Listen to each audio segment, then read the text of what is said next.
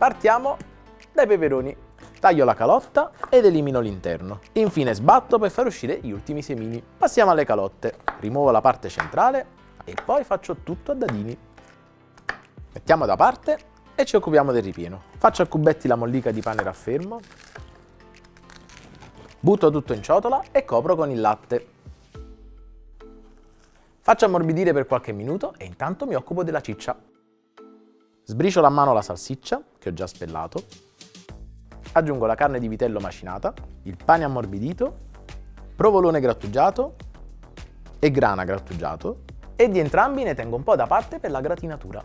Unisco anche le uova, i cubetti di peperone e completo con prezzemolo, sale e pepe. Impasto tutto a mano fino a ottenere un composto omogeneo.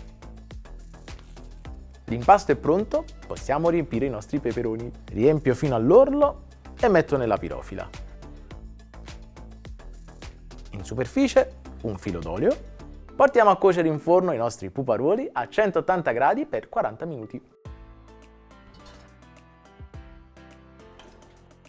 Trascorsi 40 minuti, cospargo con ancora un po' di grana e provolone.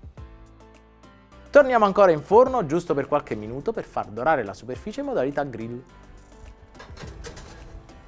Ultimo tocco, una fogliolina di basilico e i nostri peperoni ripieni di carne sono pronti.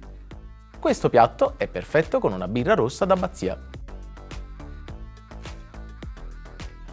Via con l'assaggio!